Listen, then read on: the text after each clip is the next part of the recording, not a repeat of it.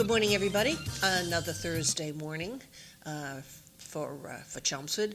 Sorry, it's a little bit after 6 o'clock. We're not exactly on time this morning, but we got talking, and sometimes time kind of gets away. I'm Evelyn Thoren. I'm your host for this morning. Sam Chase is with us. Welcome, Sam. Glad that you're here. It makes life a lot easier than me sitting here rambling on for an hour until a guest comes in. Paul Cohen is coming in around that 7 o'clock I'm over here too, and I'm going to ask you, how was your weather experience outside? Let me just say one thing, and then I'll get back to you. Paul Cohen is coming in around 7 o'clock. He's the Chelmsford Town Manager. Well, you didn't introduce me. So And don't forget that John in. McDonough is behind the camera, sometimes on the camera, and he wants to know how the weather was. I thought the weather was just fine. It was 30 degrees that registered on my car thermometer, and it seems like a heat wave in comparison to some of the weather that we've had. We didn't get any snow or precipitation. We've been very lucky. It went south of us. I took a look at the radar last night, and I said, oh, good. I'm not going to have to worry about ice or snow on my van in the morning. But I think they think we're going to get some Friday over the weekend. So we'll see if that goes south. Looking at the Rogers School flagpole, there is zero wind. Zero what? Wind. No wind. Oh, wind. Okay. And half mast. Do we know why? Probably laziness. They forgot to put it back up. Maybe the rope got stuck. Yeah. Well, we could always look it up. I don't know. Are they doing it for Jesse Jackson, who died? Well, there's always a shooting tragedy. So. That could be. It could be Jesse Jackson. Jackson. Yep. Impressive guy. Rest in peace. Well, you can find out the person in charge of the half-mast determinations is the governor. So she's the one who tells you. Oh, I'll text her. Yeah. If I ask Mara what's cooking with the flag. No, I call her Mo. Oh. Mo. Judy Carvin calls her Governor Dimples. Oh, my gosh. Oh, do they have a relationship? No. No. The Judy Carvin caters food, so if anybody's interested. She's in also that. on the Chelmsford town. Parade committee? She's on the town Republican committee. Oh, okay. So. Yeah, she has very specific ideas, and that's fine. We all do. Most of those I don't disagree with. So there's several things. One that we talked about last week briefly is the end of the connector. So have you followed any of that? The Sam? rotary? Yeah. Yeah, I mean, they had a couple of articles in the Sun. I'm not a traffic engineer, but of course, John has talked about it, and I'm not sure it's a. I don't know. I have a feeling about rotaries. They're good in low volume situations. Okay, so if you're trying to merge three or more roads together, and you have low volume traffic, the traffic circle is actually a good solution. Where it isn't good is when you have high volume traffic, like we used to have at Drum Hill, or you had on Route 2 in Concord near the prison. That's one of the worst rotaries in the state, and the reason is the traffic volume is too high, and it's very dangerous. It's backed up. It's very dangerous, but it's fine in low volume situations. But so this situation looks, and John can tell me because you're so closer. But this looks to me like it might be a high volume traffic situation. Well, that's why they've got it the way they do. Yeah. But there's at the end of Sherborne, going into Mammoth in Pelham, they put a new rotary. This is the proposed rotary for the end of the connector. Oh. Now, you're talking to people who live in Dunstable all the way over to Tewksbury, Sherborne. Sherborne. I bet you they have a Sherborne Street in all of those towns. I said Pelham, and Close part enough. of it's in Hudson. We don't go to Pelham. I understand, but they just put a new So rotary what there do we care about Pelham? because it's another example I'm of a just rotary. antagonizing. But is that a low? Here we traffic have. volume? So we it's a have high graphic- traffic volume in the Here morning we have and a at night graphic of the because they of had what it you- backed up a mile. of what you're talking about, and you want to talk about Pelham. No, Oh, I'm go telling ahead. you that that's a new rotary that they put in New Hampshire in order to control the traffic. I Because understand. they used to have a police officer out there to direct the traffic that was coming from Drake at Lowell going north, and then, from Hollis and other So, places going south. Is it better or worse? It's better. Okay. That's what we- It's much, much better. At least you have an opportunity to be able to get, to turn right or left, because everybody has to slow down. You just can't run right through. So I think that has been good, and there's an awful lot of rotaries in New Hampshire. We had the Drum Hill Rotary, Ugh. and that was awful. We're not in any town in New Hampshire. Yeah, but the Drum Hill Rotary's in Chelmsford, and they got rid of that, No, but you now they have a don't- square, tell him except I'm that New they, Hampshire. and It's they a- have problems there too. It's a rotary with traffic lights. Yeah, pretty much, that's what they did. But it is an improvement. The first week that they made that change at Drum Hill, I was talking with the chief of police, it was Ray McCusker at the time, and I said, Ray, you've had a week now with the new situation. I said, what's the deal? He said, before the traffic lights went in, we used to average 27 accidents a week. 27 a week. He said, last week, we had no accidents. So that was the answer. In his opinion, it was It worked. It worked. It was Oh, a yeah. huge improvement, so. Yeah, and Yeah. also the kids, the kids from McCarthy Middle School, because that's 7th and 8th grade, they're a little bit on the older side. They cross over that way to go into go to McDonald's, to Yeah. go get coffee, excuse me, after school, or if they have half days, Yeah. any number of things. So you do have foot traffic. And so it's better when they've got that. But some people try to run those red lights, and it's really Yeah. bad. So, John, on this one here that you had up on the screen that's proposed, what's the latest on it? I mean, are people pushing back on that? The people in the neighborhood, they're going to lose some of their property, right? Because they're going to have to, No, they're not. they don't have to do any takings or anything? I'm going No, to they're tell you gonna this. back I'm it going up. to tell you this story. Yeah. Now, this is 2030. It's done. Okay. So Hopefully. this is Gorham Street. Yep. Coming from Spaghettiville, coming from Chelmsford. Mhm. This is Gorham Street coming from downtown. So you're coming from downtown, and you're heading to work in Boston. You're going to go on here, going to go by the old Heinz's, go on this rotary, and there you go. You're gone. Mhm. You're coming down from Centerville, you're coming down from South Lowell, and you come down Gorham Street this way here, and you go through here, and you're on the connector. Now, you're coming home this way here, and you want to go through downtown, you can go like this, and off you go. You want to go to South Lowell, go down like this, and off you go. Mhm. Okay. The old plan had the rotary right on Gorham Street. The new plan has the rotary halfway up the connector. So that leaves this space here doing nothing, where there's houses. So how do we accommodate these people? We give them a driveway with 10 parking spots. Whoa, that's much better than what they've got right now. I That mean, looks- that's yeah, like that looks like an 500% better. Yeah. So this is what is proposed and what's going to be, in 2030, this is what it's going to look like. And I went to the People have a electronic front meeting. yard. It was nice. Well, that's good. Good and it's- outcome then, right? Right, Back to you guys. right. So, so in the next hour, when Paul Cohen comes, we'll talk about all the odds and ends of things that's going on in Chelmsford, even though I know that we've got 2 hours in Chelmsford this morning. So if anybody's out there listening and you got questions about anything dealing with local politics and how things are managed, Paul may be able to answer your questions, because there's similarities in the issues that everybody has. Well, the thing with Paul and most town managers, they're plugged into what's going on, at least regionally, if not the entire state, because they all belong to the Mass Municipal Association and they talk to each other. And I know Paul is constantly on the phone with his colleagues, town managers in the surrounding towns.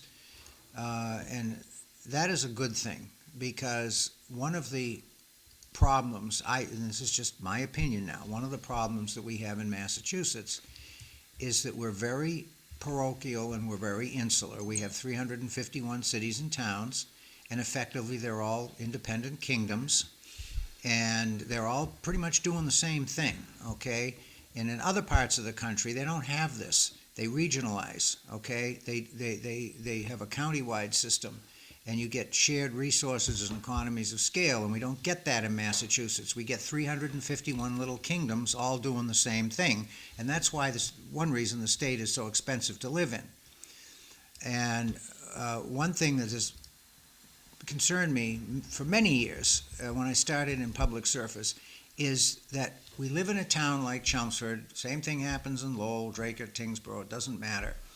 And you have tunnel vision, and you think, okay, this is how we're going to do it in Chelmsford. People in the town administrations, they are constantly reinventing the wheel. My first question is, if this is something we're proposing to do, are any of our neighbors already doing it? And if they are, can we ask and see what they're doing? Maybe we can save a lot of time and a lot of money.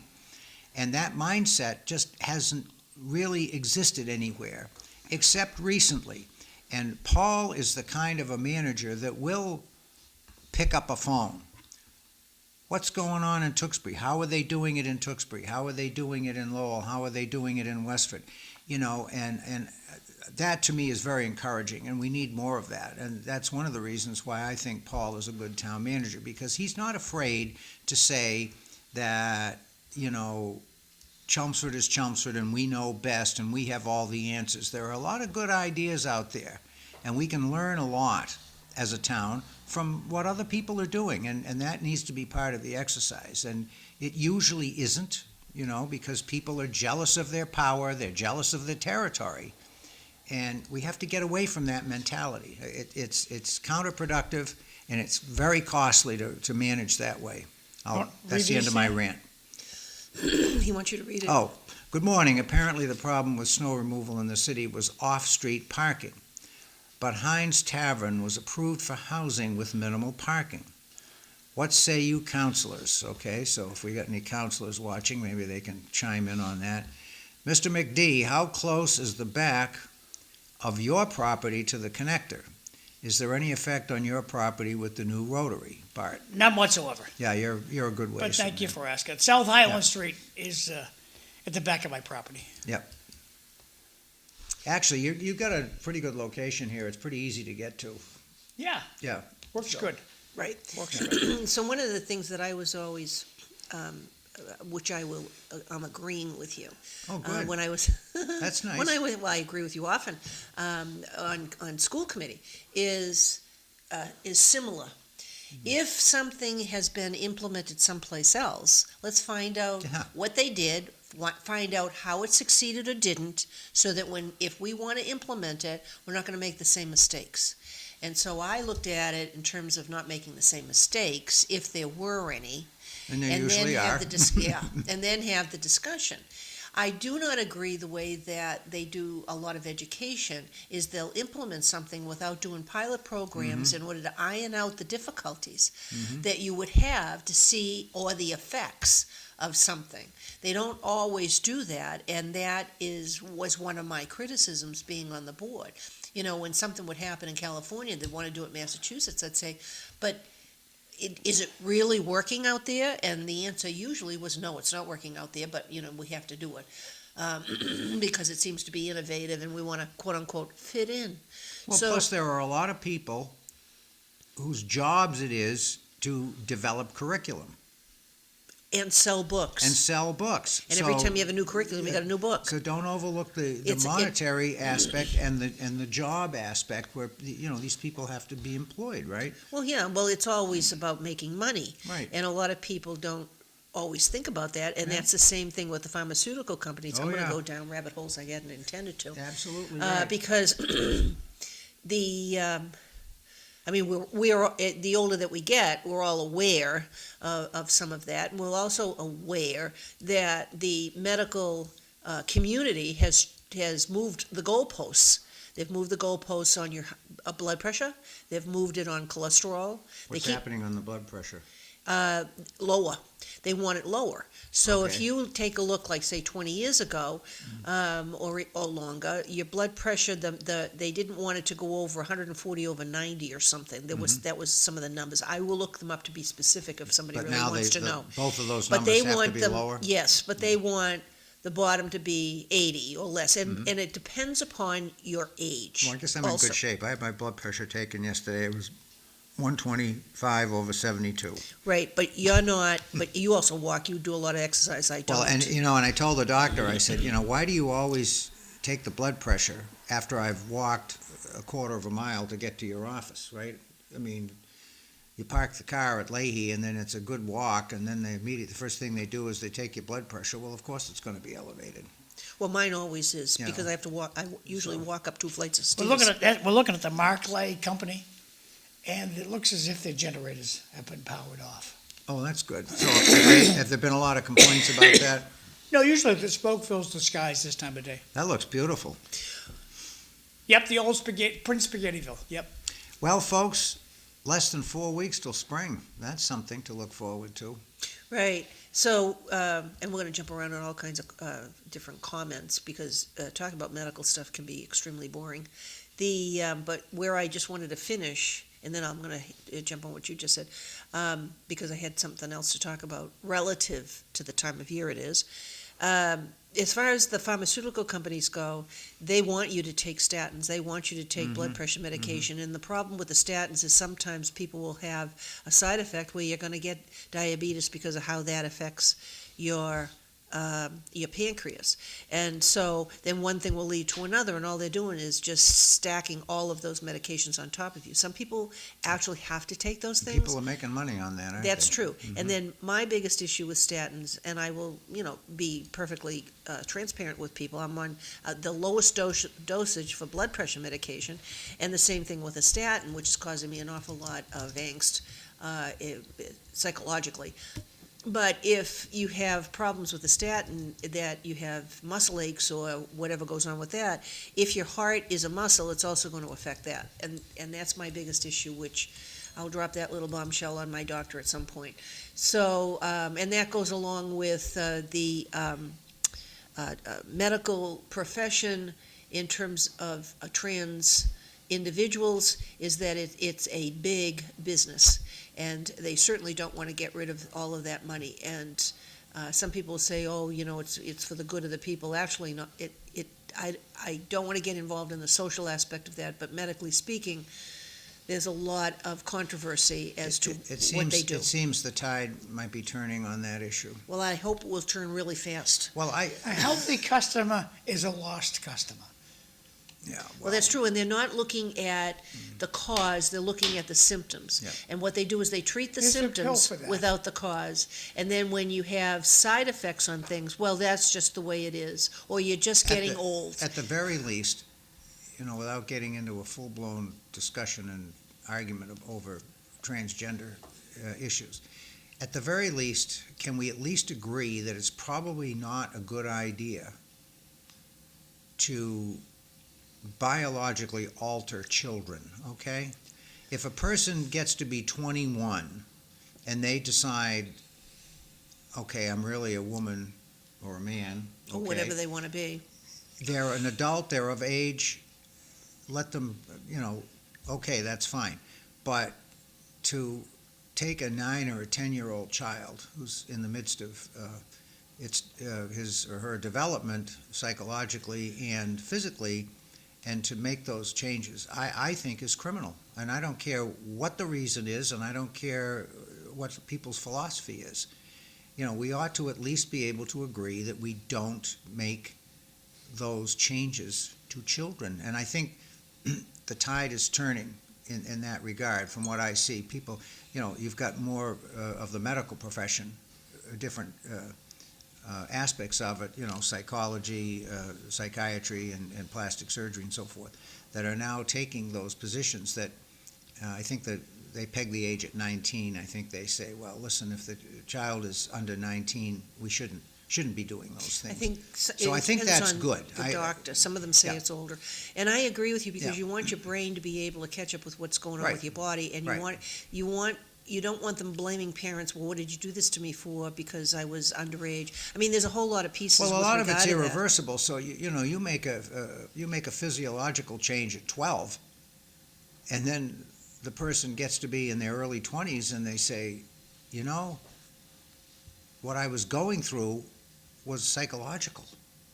And now a change has been made and You can't go back. I can't go back, and that's, But there's also long-term effects, and that's Right. one of the things they don't, just like with Well, the that's like anything, statins. yeah. Well, yeah, It's just like like with the statins, some of the different things that people do for heart health, any number of things, even the stuff with whatever the pharmaceuticals are that's out there if you have diabetes. There are side effects to those drugs. That's why they have all the disclaimers. Which, you remember, years ago, they never did. I mean, you'd turn on the TV and they'd advertise some drug and, this cures everything. Now, You've got at least a minute worth they of. have a minute worth, yeah. and then by the end of what they tell you, say, well, my God, I'm not going to take the drug. It's not worth it. It's too risky. Say, you want to get these two? Go ahead, Evelyn. Today in the city of Lowell is a pollution-free day around Markley. Open the windows and get fresh air. Good idea. What drugs nowadays do not have side effects? Good question. Drugs may not have side effects for certain individuals because everybody's chemistry, body about chemistry is aspirin? different. You're the chemist. What does The aspirin bigger do? question is, Thins what out your blood. foods have side effects? The what? The food? What foods? Oh. Last week we had, the government came out and tattletaled on, on Cheez-Its and Oreo cookies. Cheeses? No, Cheez-Its. Oh, Cheez-Its, the little Yeah, cheese the little crackers. crackers. Super yeah. processed Oh, yeah. foods. They're saying don't eat them. Don't eat Oreos. Well, A lot I of think chemicals. anything The that, Democrats are buying Oreos like they're going on a strike. Good. there's things that you can eat in extreme moderation if you like them, but you don't have to sit and eat a whole package. Well, that's the whole thing. And Right, if you don't exactly. do it on every single day, my weakness is potato chips. Some I like, some I don't like. Well, what do you like? I like potato chips. I know. There's outside the bag. There's a name on the bag. Have you Oh, noticed well, that I name? usually do the Cape This- Cod ones that's 40% less fat, because they're real crispy. I don't Okay, do. what other chips? Well, I can tell you what I don't do. I don't do Pringles because that's made with. We don't care. What do you like? Well, the There's Cape one Cod, that Let me can't- give you some lousy chips. Glenn bought a new brand that was reminiscent of when my middle son used to make potato chips from scratch, and I like those, but I can't remember the name of what are them. the ones that taste like tomato sauce? You know what I'm talking about? There's a brand, I don't know if they still make them, but they used to make potato chips. and, Doritos was making all that good stuff. But I like, They tasted like, Tomato and basil? well, it was like ketchup flavor. I don't know. Yeah, I don't know if they still have Because those. I'm not into necessarily flavored Yeah. potato I'm chips. not a- I just I'm like not the a straight potato chip- potato. I'm not I've a made potato my chip own. person. I've made my own French fries. I've made all kinds of stuff, but usually I use like peanut oil because I have so much of it, and I don't use any other vegetable oil because I haven't probably for at least 30 years. I just use olive oil, and there's different kinds and so classes your of that. big story is you like chips, but there's only one brand. It's Cape She Cod, likes the Cape Cod. low-fat chips, and they're going down south. Do you think they'll make the same chip? I don't know, but I'll have to let you know. But I'm saying that one of the things that if you have any heart issues, which I do, I'm not supposed to eat potato chips. I'm using that as my example. And it's not because it's ultra processed, it's because of whatever the Salt. oil is that they fry it in. And then you can't control the salt either. But I don't have as much of an issue with salt. Well, did which- you hear that Cape Cod chips was moving because Massachusetts is too expensive? Yes. Yes. Too And expensive. they're not alone. It's not going to save them. That's what's going to save us money. No, it's too expensive to produce chips in Massachusetts. Yes. It's too expensive for a lot of things. What about the side effects from the COVID shot? Cheeses make great breadcrumbs on chicken. I use Ritz crackers. You're not supposed to eat those either. And They're better than Cheez-Its, though. Yeah, and they are finding that there are certain effects on your heart with regard to some of those COVID vaccines. And I always had a question about it because what, my mother, myself, I only have 3 points on a graph because I haven't done any surveys. But my mother, myself, and my husband all have exactly the same issue, and we had the exact same COVID vaccination shots when we first started, because we only had 2. And we said after that, we're not doing any more. But we have those issues of some of the things that happen. So, but that was the early vaccines. Well, I know somebody, and we won't say who it is, and you know the person too, who, as a result, finally they made this determination, but he had a problem for almost 3 years that affected his nervous system. So it was a neurological effect, and they finally traced it back to the COVID vaccine. And it's irreversible. I mean, it's a death sentence. I mean, he probably won't live another year or 2, and it's unfortunate. Okay, but it took them about 2 years, I think, finally to. So who does he sue? Well, you know, You call I used to- you call Morgan, and who was Morgan? and you Morgan? know, that's a very good question, and I used to joke, but it's not funny, you know, when all this talk about the vaccine came out, and I had some issues. I had the COVID shots, but I also had shingles at the same time, and I had the shingles thing, you get a series of 2 shots.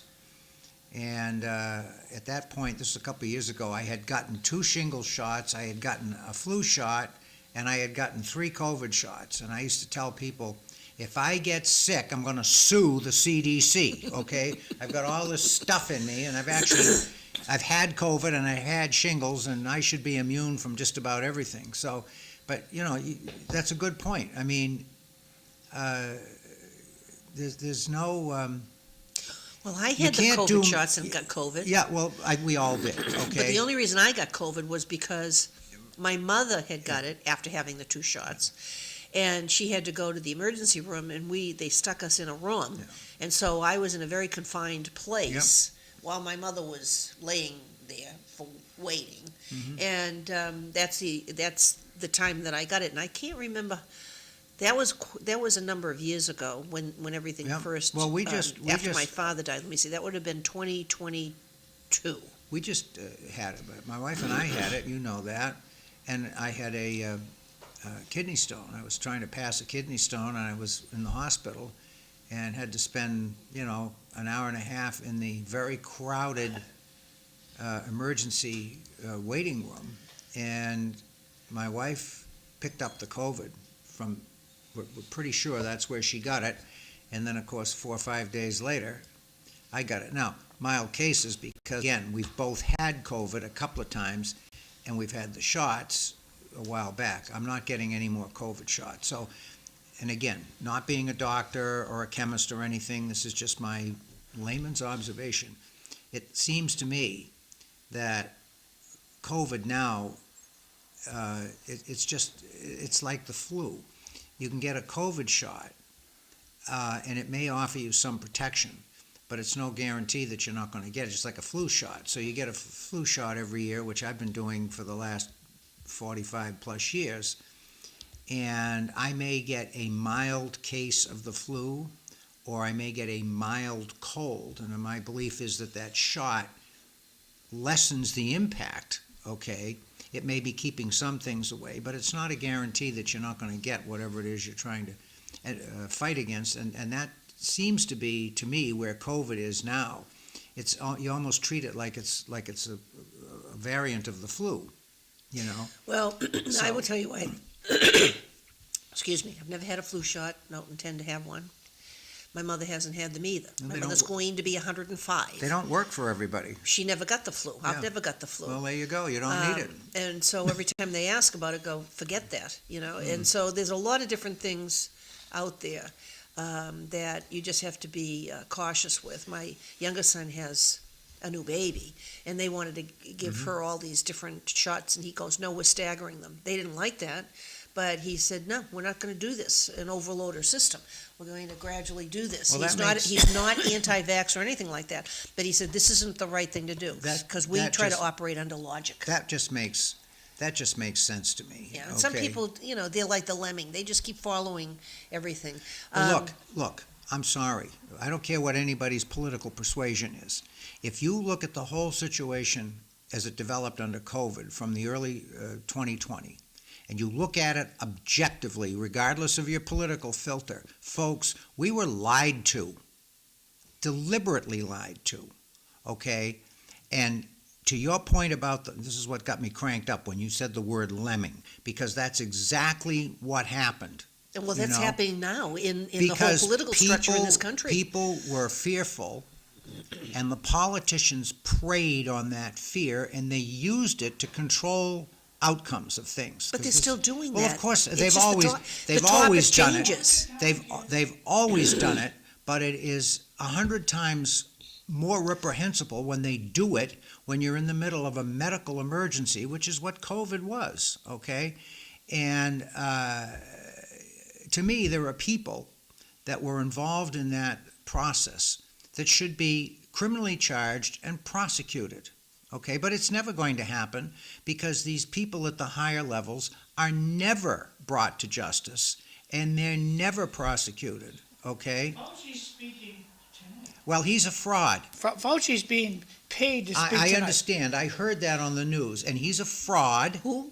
Dr. Fauci. Oh, And he needs to be sued because he and made a he's bundle one- of money off of everybody's yes, and misery he's, and lies. And he's one that actually lied, and actually admitted to lying. If you remember, during the first phases of Why is he not COVID, tonight? he's speaking in Boston. Oh.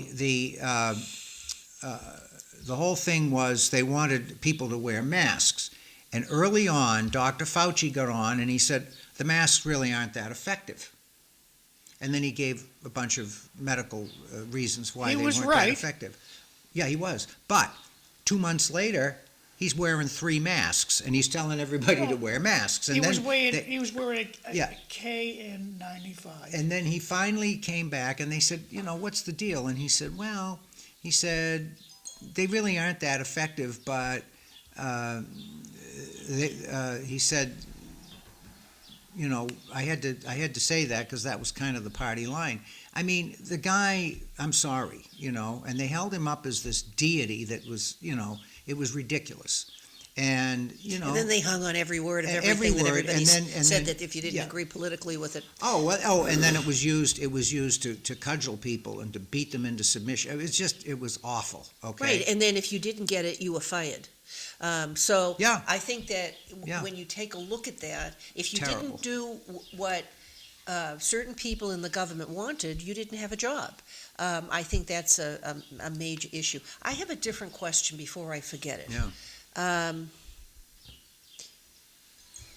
You forgot Was it Hitler that said we're going to develop a new world order? You're really good with the history thing.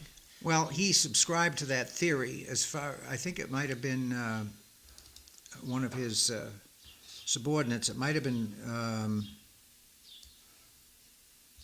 Himmler, it might have been Goebbels, it might have been Speer. Well, I'm going to ask my phone. yeah. Because I was listening to the news last night, and the Prime Minister of Canada talked about developing we're into the New World Order, because they've got this connection with China. And, Well, very dangerous. Oh, you think? Because we know what that is. Well, the big news today is Prince Edward got arrested again. For what? Prince Edward? Yes.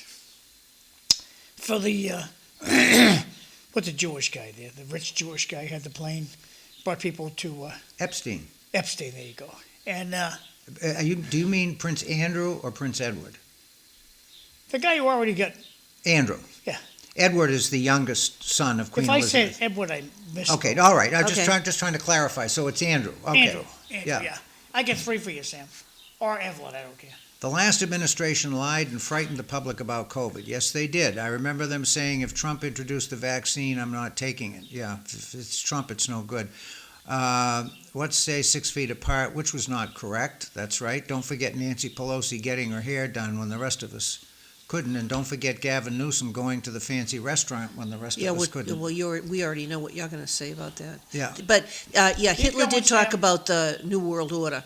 There were other Sam's got 2 presidents. more. Okay. How many of our elected officials had their healthy children get the jab? Good question. Is there any study on people who have never taken a flu shot? Yes. Yeah, you just heard it 10 minutes ago from Evelyn. Yes, they do. Yeah, Never so- had the COVID shot or any other jab, and these people Well, hardly he ever asked, get is sick. there a study? Is there a So study? There when must you be. take a look or ask or Google anything about the results, and you say, how many people didn't have it and what was the percentage of people getting it, they do collect that information. I don't know how accurate it is. But it is out there. So it's not that they did a specific study on it, but when they're doing the studies on everything that you're taking, they also put in there what the probability is that you might get something if you don't take it, and then the number of people that aren't doing stuff and what their results are. But you got to really dig deep with regard to that. So one of the other things that there's two other things before Paul gets here that I would like to talk about. One is voter ID. And the other one is the state audit. But we briefly talked last night that yesterday was Ash Wednesday. Right. The Catholic Church that's one of their things, and it comes. The Episcopal Church, too. They do that? Yeah. Okay, fine. And so you have 40 days before Easter.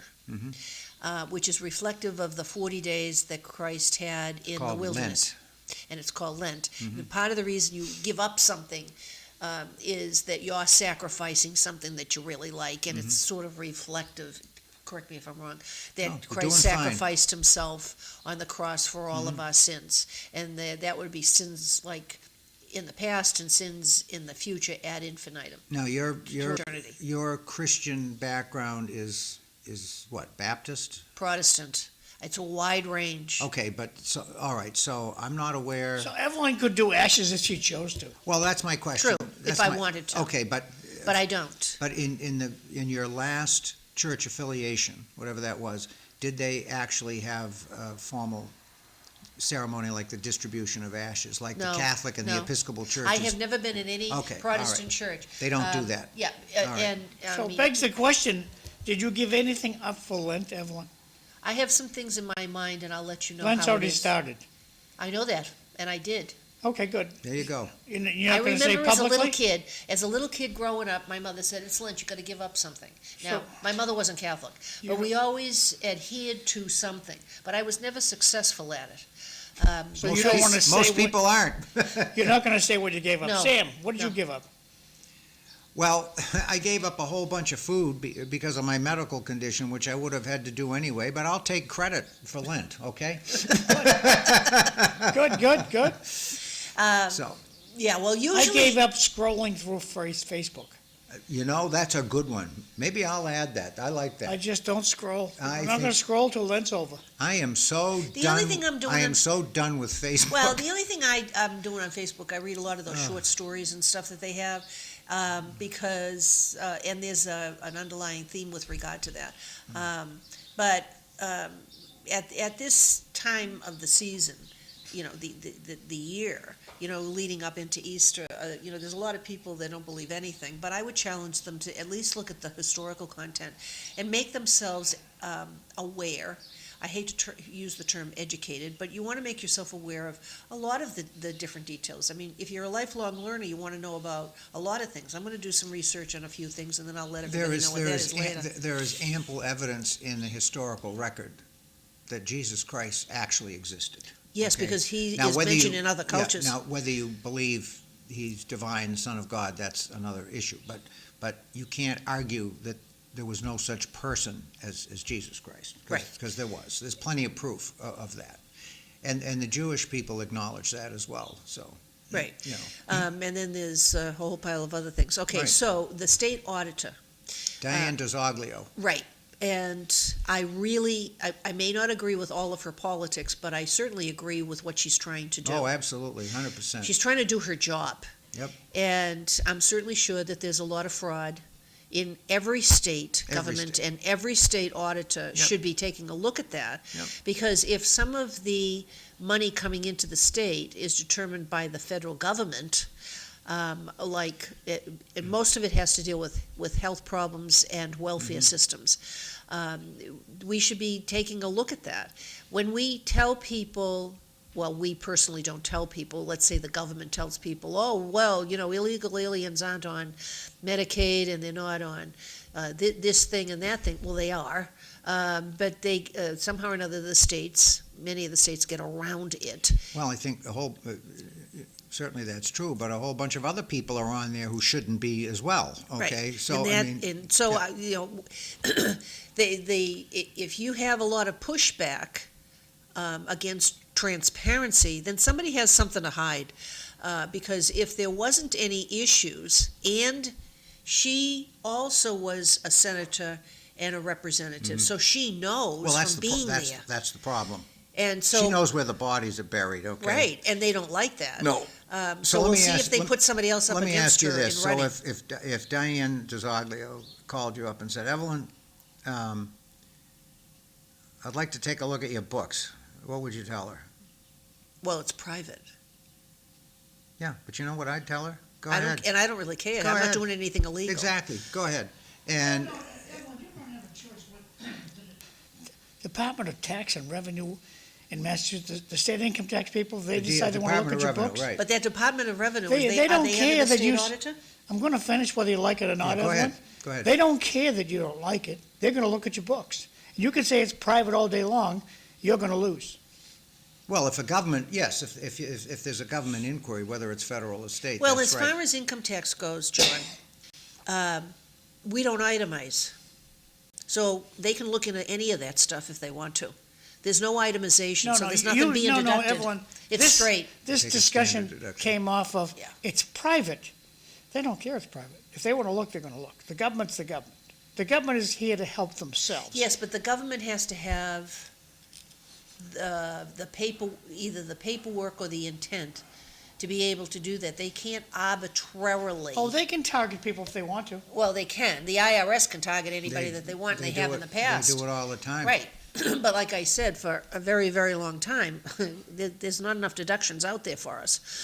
So there's nothing that you can cheat on there. I was the subject of a 20-year audit from the IRS. They audited me every year for 20 years. Is that because you're an accountant? Well, I made a very serious mistake, and I'm going to caution people, don't ever do what I did. And I won't get into the specific situation, but it filed federal income tax. And they came back and they questioned a deduction that I had, and it was for state taxes. And they didn't like the way I had categorized it on the return. They said I was wrong, and they disallowed the timing of it. And I fought it, because they were wrong, all right? I fought it. I was right. It went all the way up to a federal tax appeal, and I won. I won the case against the IRS. Don't ever win a tax case against the IRS, because you know what they're going to do? They're going to audit you for 20 years, and that's what they did to me. I had paper audits for 20 successive years before they finally got off my back. Because So they they do were have angry. They were angry that I took them on and they lost and I won, and they didn't like that. So I got punished for 20 years. Sam, in Yes. government, this happens in your town hall, in my town hall, happens in the State House. I'm sure you've been told, you better not ever need anything from me. I've heard that since I was 21 years old. Well, give me an example. What does that mean from a okay. When you, okay. Talk I lo- about I- Lowell City Hall. I love to pick on our city manager. Yeah, go ahead. Talk about Lowell. Our shitty manager, okay? And the guy makes $1,000 a day, Oh, that's doesn't know good. what total liability is. And for the first 3 years, he was a complete mess trying to run the city. Now it seems to getting a hold on things, but now I see corruption happening, verbiage, whatever Tom Golden. Tom Golden can't sit down because he has blisters on his ass. That's how many kiss asses he has working for him. Okay, not all of them, but most of the people Tom Golden sees every single day are kiss asses. And being told the snow removal in the city of Lowell on the last storm was freaking outstanding, best we've ever seen. Who were you trying to kid? Where did they put the snow? Where did they put the snow? They just left it. They didn't do anything They with haven't got it. any place to put it, right? No, No, because they- you're not supposed they to dump just it in the left ocean it. anymore. Right. Yeah, you can't put it in the They waterways. just left it. Where they put it in Chelmsford? I didn't know that they collected it. It just piled up. So The- they, the so they just Chelmsford- left it in Chelmsford too? They did well, they do have certain. We're smaller. They call them snow dumps. You know, there's certain areas, land that they can put the snow on, but you can't put it in the waterways. No. They actually did a pretty good job in Chelmsford, but we have a hard time getting private contractors because our DPW isn't big enough to take on the job themselves. You have to hire folks to do like the Gotcha. side roads and everything. And let me tell you something, what they're paying, because they can't get the people. Nobody wants to do it because No, because you take too long to pay the bill. yeah, but it ruins your vehicle. That's the whole thing. Snow plowing service to a vehicle, that is the worst, it's worse than pulling a trailer. It's the worst thing you can subject your vehicle It to. should be in your contract. Yeah. If your But that- plow gets damaged on the road, the town will pay to fix it. That should be in your contract, No, but these guys and gals don't put that in the contract. Well, now's a good time to do it because supply and demand, they can't get the operators, so the operators are now in the best position to bargain. We're supposed to Okay. get 6 inches of snow by Tuesday. I heard that. I don't care. We'll see. Evelyn wants to read us something. Well, the thing is, I got about 3 or Go 4 ahead. different things just to hit upon. Go ahead. Because we didn't do it last week. So the first one, there's different people out there that are yelling, you're on stolen land. We don't have to get into, I just want to summarize. Everybody's on stolen land. And it says, every piece of land on earth was conquered by somebody. Exactly. At some point in time. And if you know your history, you'll know that. White people didn't come from here. Neither did any other race that's sitting here. The only people that came from here were the Indians. However, if you want to go back far enough, they were trying to conquer each other also, as far as that history goes. By the way, they had slaves too. Yes, Throw and that that in was the there. next one. Slavery isn't a one race did it story, and there's still slavery out there, and there's sex trafficking, which means that those people are slaves to whomever it is that they're trafficked to, and that's current.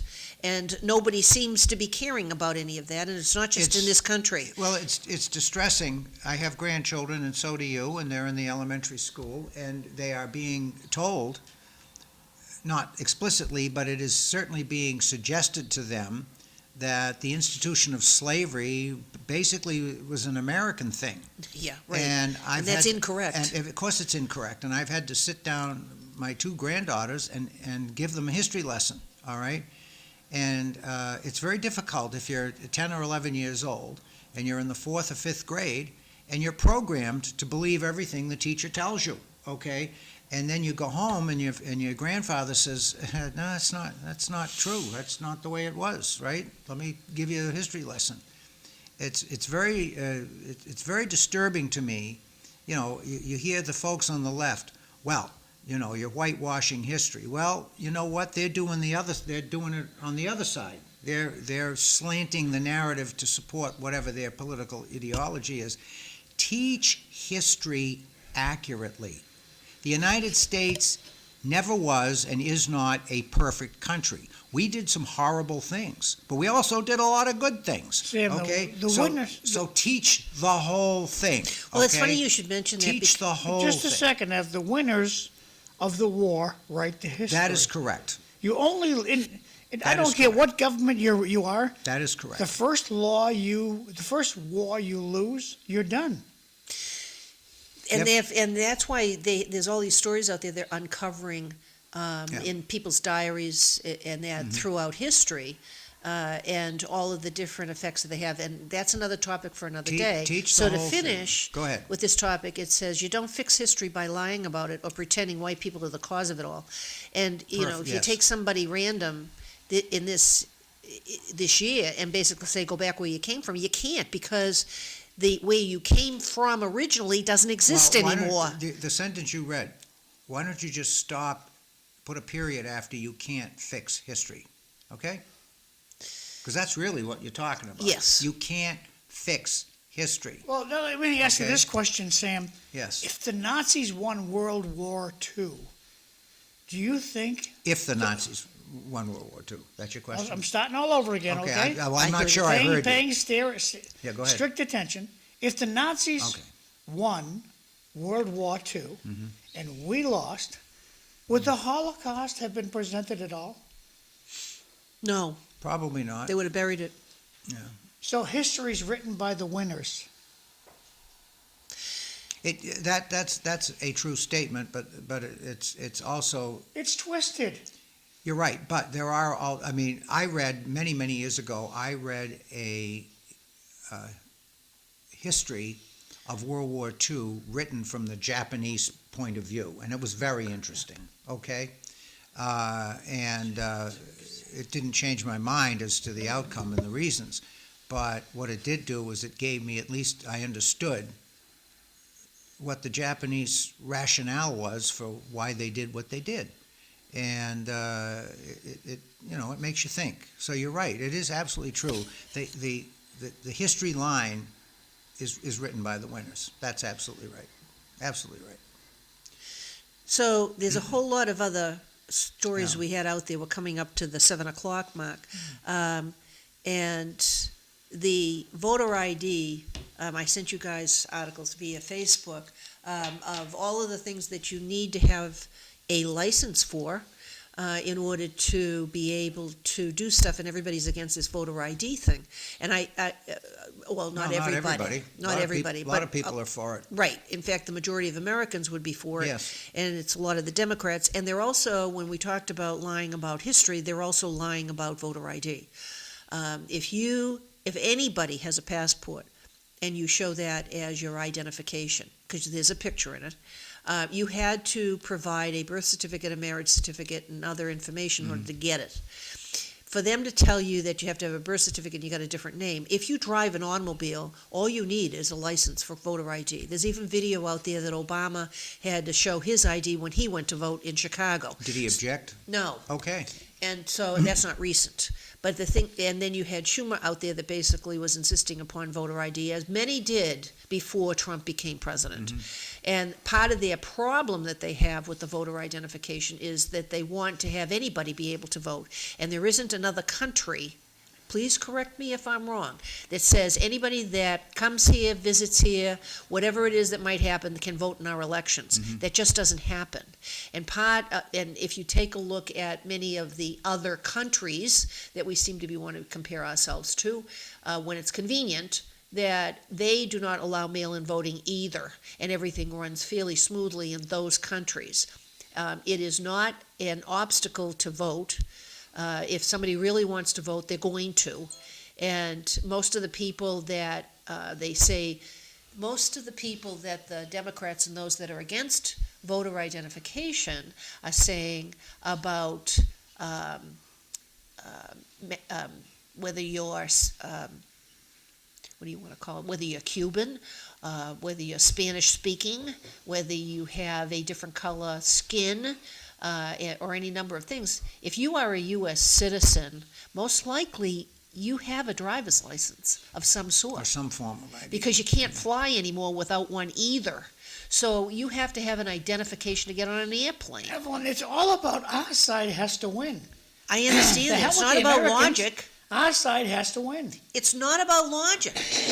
It's not about anything that has Well, I some think form you to can, it. You can sum the whole thing up. I mean, the two competing forces in the country, and something that the Trump administration is trying to counteract. You've got the Democrats their philosophy seems to be that the concept of nationality is outdated, that we are all global citizens. Yeah, but okay? we aren't. Well, no, we're not. And that's their philosophy, and that was articulated by Obama. And again, I've always given Obama high marks for his honesty, because he always told you what he wanted to do. A lot of people weren't paying attention, okay? And that seems to be the philosophy. We have to de-emphasize our nationality. The United States is just another country like every other country, and we're no better, we're no worse, blah, blah, blah, blah, blah. That's what the philosophy is, okay?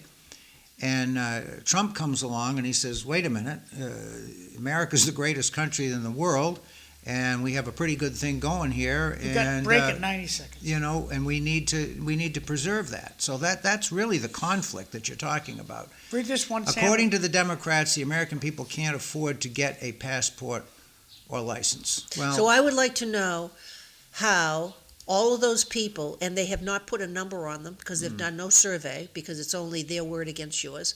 And if there is a survey that's out there, I'd like to know where it is, please. How do they get around? Let me How do they ask- cash a check? me How ask do they you a get their question. EBT cards? how many of those people who don't have enough money to get a driver's license have a cell phone? How many of them?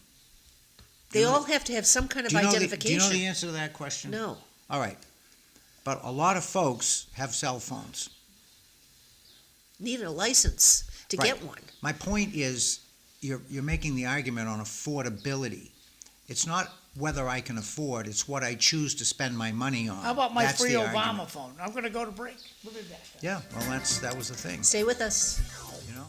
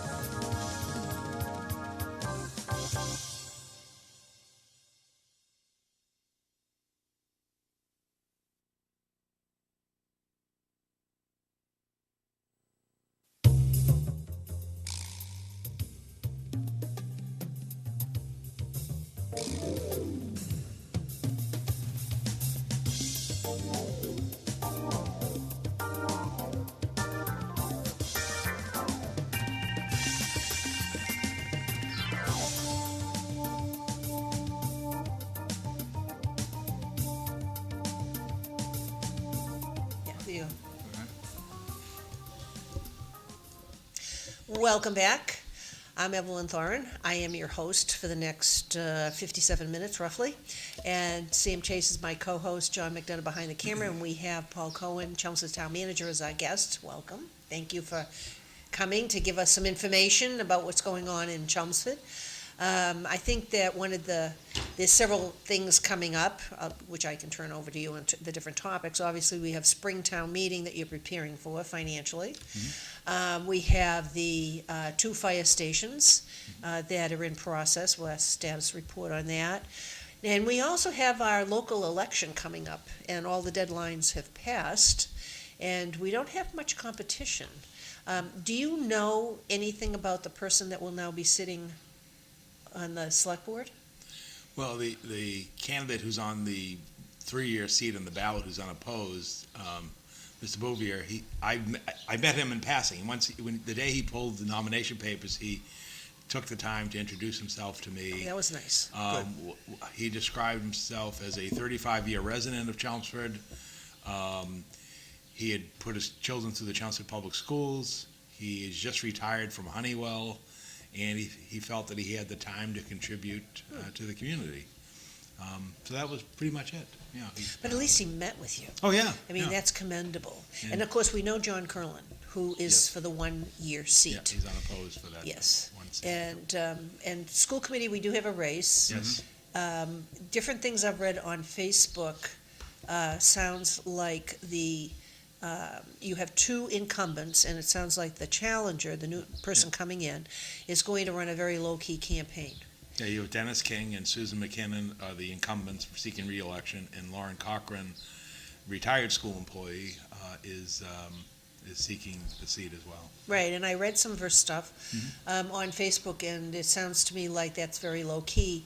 And unless somebody has something against the other 2 people, low-key campaigns don't always do that well, and I would advise her maybe not to do something like that. People may not know who she is. Yeah, I also think it'll be a low turnout election. Which favors the incumbents. Favors the incumbents as well, because, other than a contested race on the library trustees, where 4 candidates are running for 3 seats. That's interesting.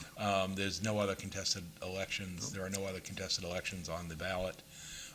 There's no ballot questions, money, or anything, so we anticipate it would be a low-key, low-turnout election on April 7th. I guess I was a little surprised at the moderator race. I thought there would be some competition there, but because we had heard some things about people that might be interested in running for that position. But Lawrence McDonough has had his eye on that for some time.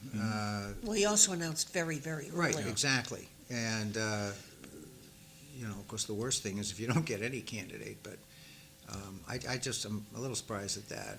And Sam, you want to clean these 2 up from the last hour? we need to stop calling the people on TV, quote, the media, unquote. They are the, quote, narrators, unquote, for the government. They couldn't scoop ice cream. Yep. How do the homeless get benefits if they have no address? That's a EBT good- card, perpetually replenished every month. Some are replenished bi-monthly. Okay, well, you know more about it than I do. And and my understanding is, in terms of process, is that they had to apply for it.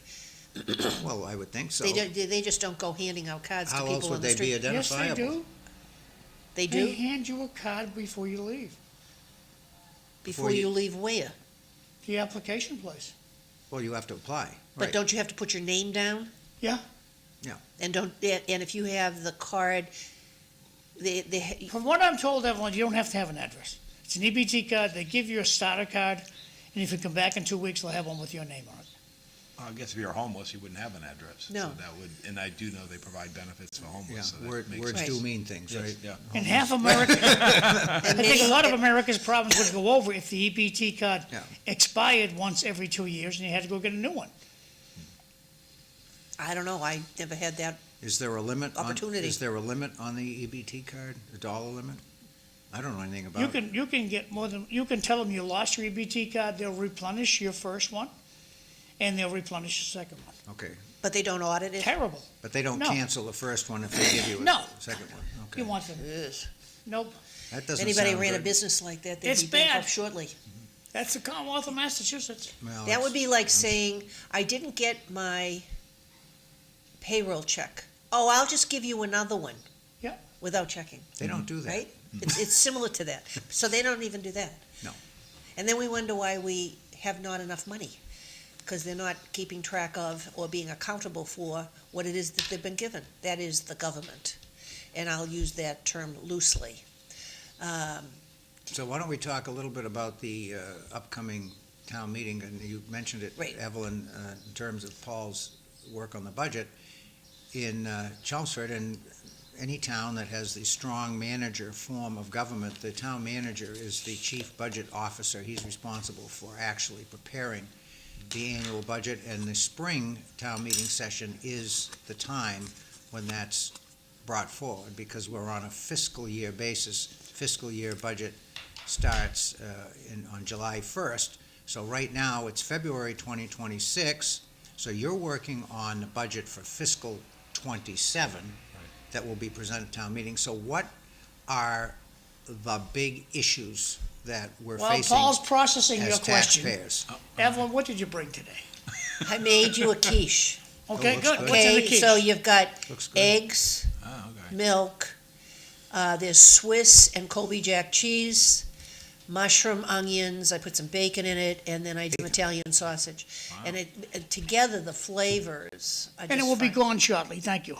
So, Take a if you bite. like, and if you like it, John, I make them. Evelyn, I like once- everything. She made one once for a me, year. too. I can Yes. hardly wait to taste it. And there's different kinds, but I mean, I Right. usually add a lot of other stuff, but, like broccoli. But at least two people sitting here have issues with broccoli, so I said, I won't do that because of the gas aspect of George things. Right. Yeah, and so, He's president, he doesn't have to eat anything. well, I mean, I happen to The, like it, and it's good for you, but there are issues with Christopher So- Smith's vegetables. Getting back to the budget thing, so, Paul, that was the You don't want me question to to talk Paul. about No, I don't. food? No, I don't. My wife follows the thing very closely. I'm on the finance committee. She watches all the meetings, so Paul stood up in front of the FinCom last week and presented his budget, which is part of the process, and I get a text from my wife, and she says, the Cohen gloom and doom report. That's what she calls it. So I'll leave it there. You can take it from there. Right, but we have cycles, Paul, that we've gone through, so now we're into the gloom one?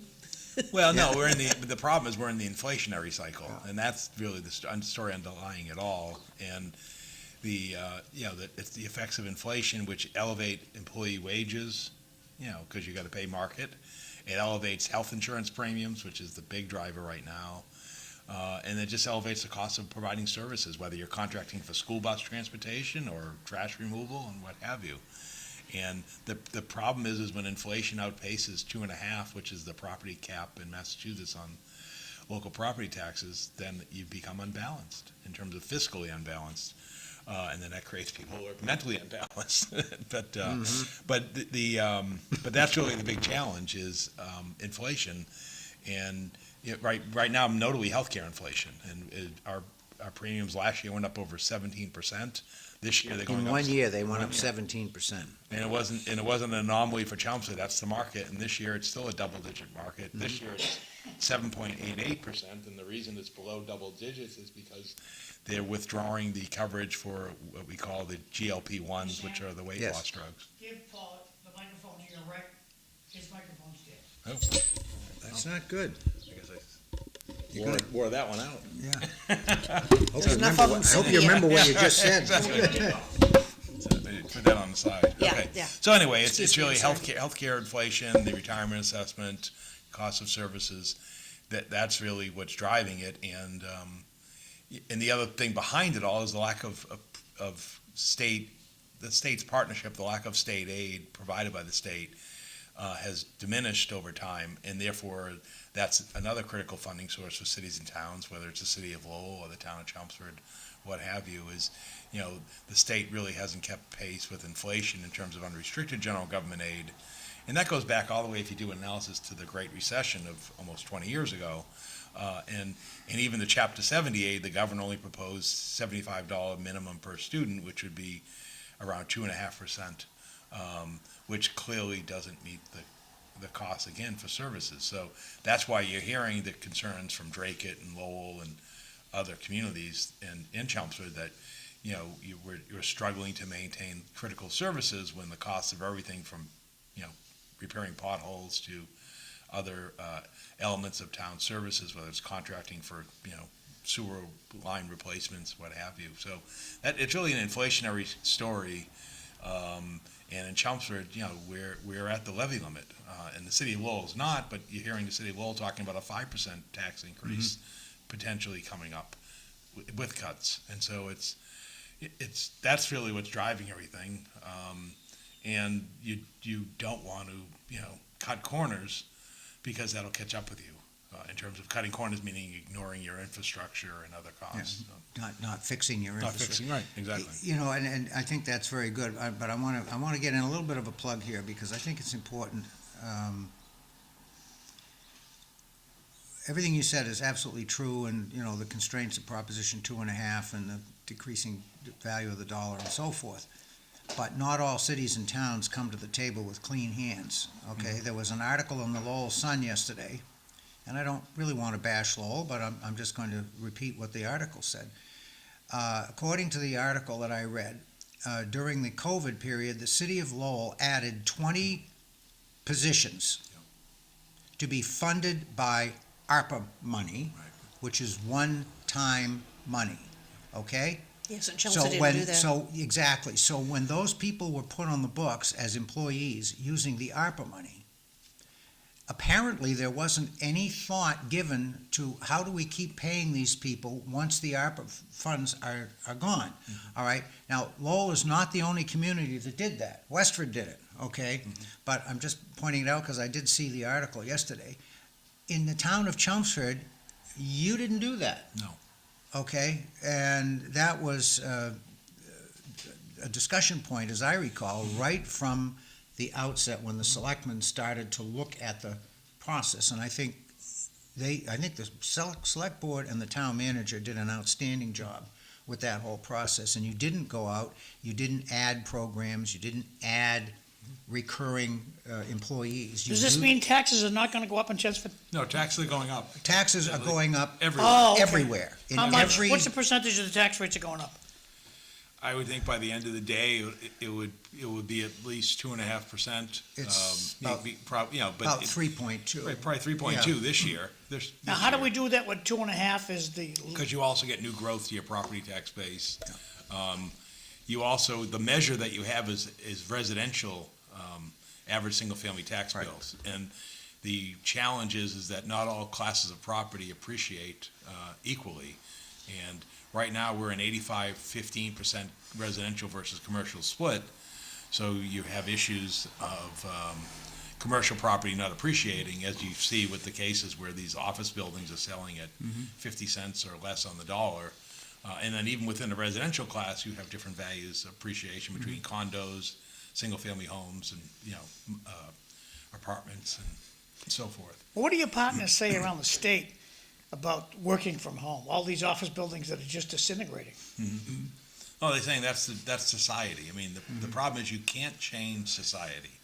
As much as people would like to send everyone back to the office, that's not the reality. The employee is different today than they were 20 years ago, and maybe even prior to the pandemic, they're different. And so isn't it in a kind of an employee's market right now? It's an employee's market, yeah. I mean, the one thing that the lack of immigration into the Commonwealth, as you can see with the population decline, means that there are fewer employees, which means the employees have more power, leverage about whether they're going to take a job or whether they're going Right. to work remotely or not. I'm So it gonna- all comes down to leverage. Just, this text here, Can they I'm get gonna it? say, yes, they can, in Massachusetts, if you have a pulse, we'll let you vote. But what would be their voting address? What precinct that's would what they be they placed in? asked. Yeah, what Well- precinct would you be placed in if you didn't have an Good address? question.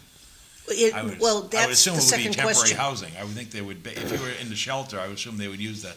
Well, that's what the shelter as second your question address. is. Yes. Can they use a I nonprofit's think the address answer to, is if they're Well, if consistently, you live in Lowell public housing, you're in a public. right, but that's different Right, but than that's different a than homeless. Yeah, nonprofit. those people are housed. Right. I think they're talking about somebody who's in a temporary shelter.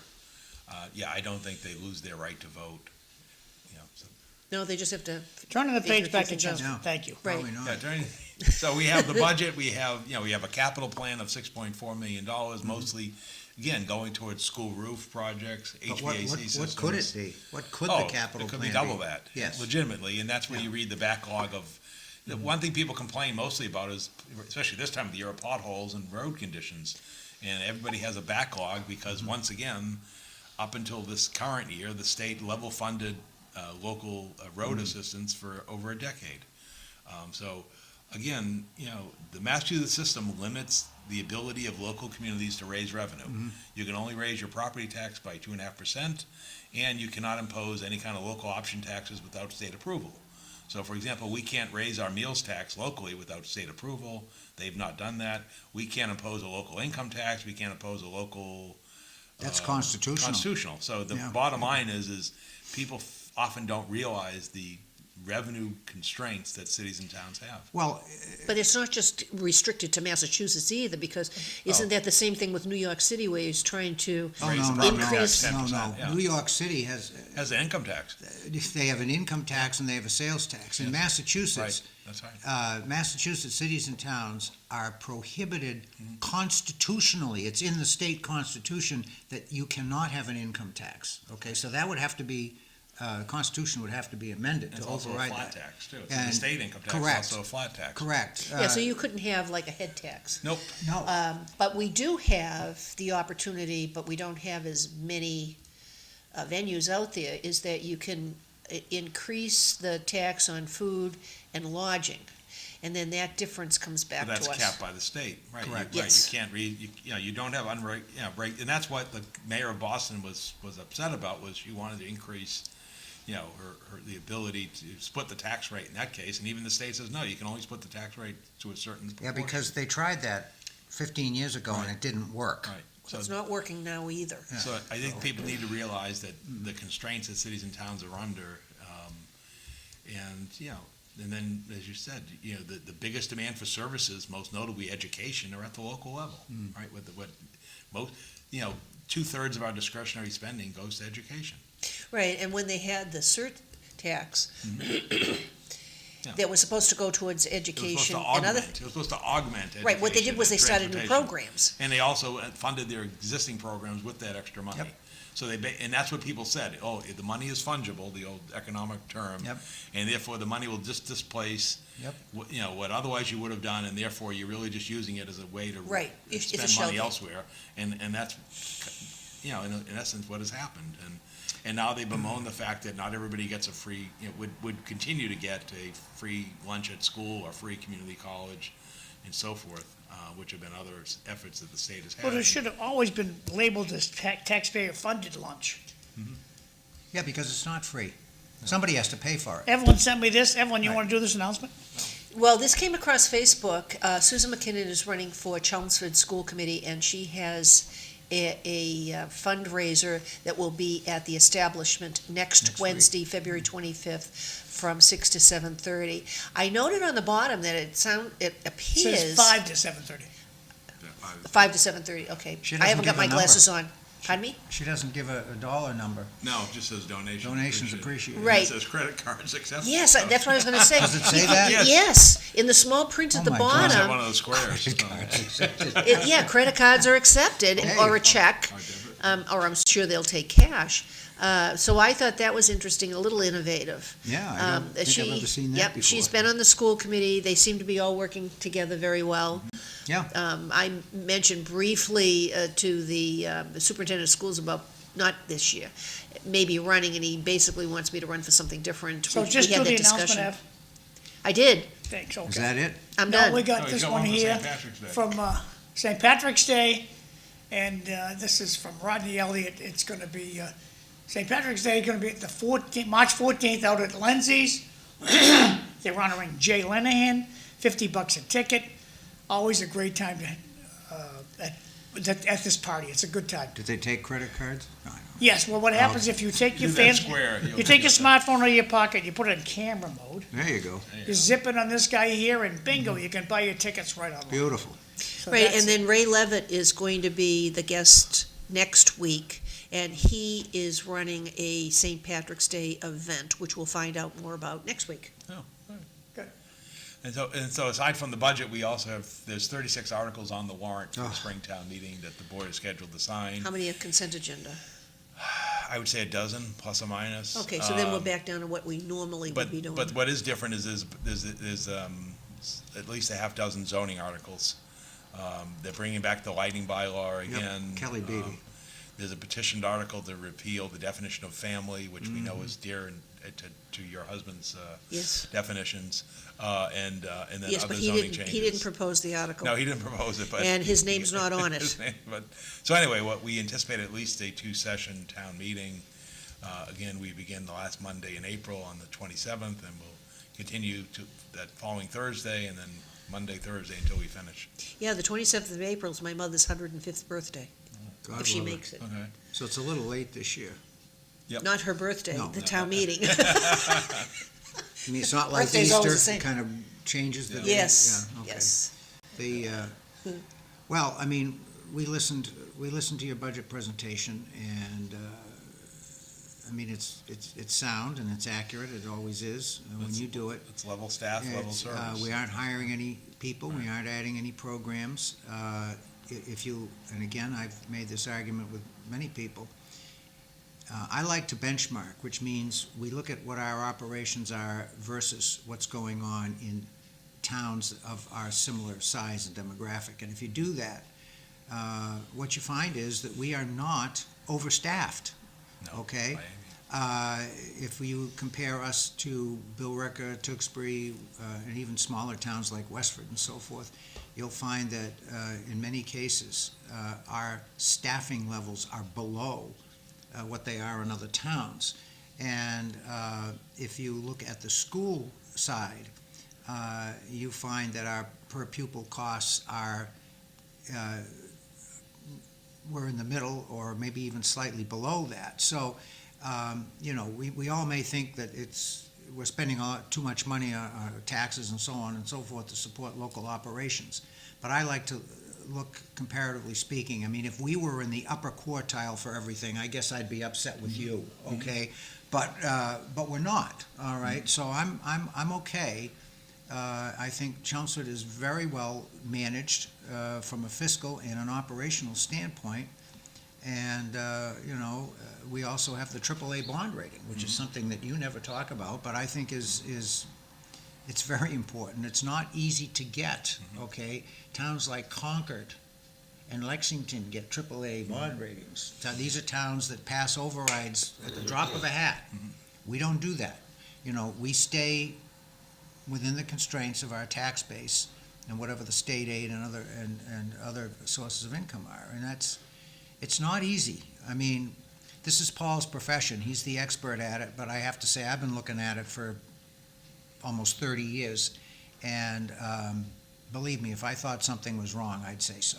And Well, one of the measures we We're in use, good Sam, shape. is average single-family tax bill compared statewide.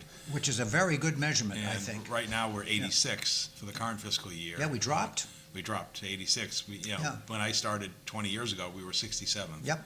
Meaning one being the highest and, 351 I think being at the one point we lowest. were 61, weren't we? Yeah, at one point we were 61, that's Yeah, correct. And, yeah. Yeah, but that goes along with the same when you start to categorize the school budgets. And Neshoba is Chelmsford's vocational school, and they've always been at the bottom of all of them. And are they still at the bottom? Did they present to FinCom? Yes. Yeah, So, Well, we if you attended- want the we best bang attended for your budget buck, breakfast. you've got it in Chelmsford, in the community of Chelmsford.